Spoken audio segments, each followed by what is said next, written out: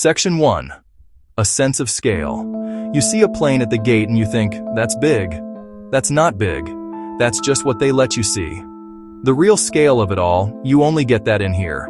Stand next to the fan blade from a single GE90 engine, one of 4 bolted to a 747. It's taller than you are.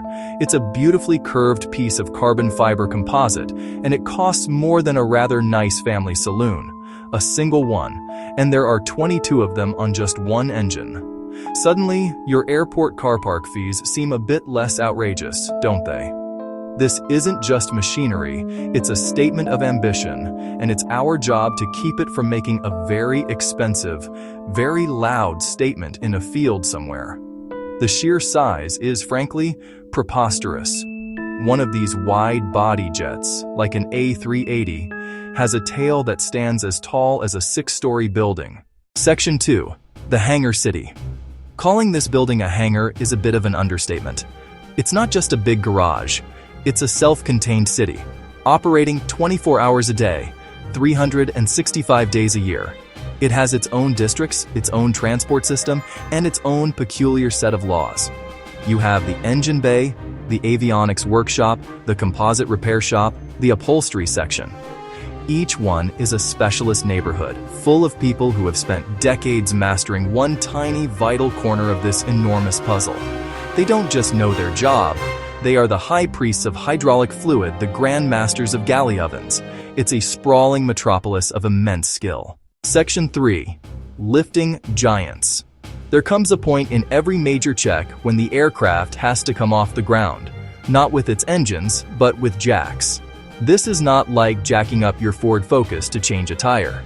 We are talking about lifting an object that weighs upwards of 300 tons completely clear of the floor. It's a slow, deliberate, and frankly nerve-wracking ballet of hydraulic power. 3 enormous jacks, sometimes more, are positioned at specific, reinforced points on the fuselage wings. These points are designed to take the entire weight of the aircraft. Get it wrong, and you don't just break the plane, you break the hangar floor. The process is one of supreme caution. The team leader orchestrates the lift over a radio, a calm voice in everyone's ear. Jacks 1 and 2. Up 1 centimeter. Jack 3. Hold. Each jack is raised in tiny increments. Someone monitors the pressure gauges. Someone watches the aircraft's attitude. You can hear the structure groaning and creaking as the load shifts from the tires to the jack points. The wheels, each one the size of a small car, slowly lift until they are hanging free. Once it's up, the real work on the landing gear can begin. It's one of the most mechanically complex systems on the entire aircraft. Section 4. The claustrophobic world of wings. The wings of a wide body are, for all intents and purposes, the fuel tanks. And sometimes we have to go inside them. This is not a job for the faint of heart or for anyone who enjoys personal space. Once you're in a bizarre horizontal world of metal ribs, pipes, and wiring. The space is incredibly tight. In many places, you can barely even kneel. The smell of jet fuel residue is overpowering, even after airing for days. Every sound is amplified. The scrape of overalls, the clink of a tool, your own breathing. You wear a full-body suit, a harness, and a breathing apparatus. And you are never in there alone. The job is slow, methodical, painstaking.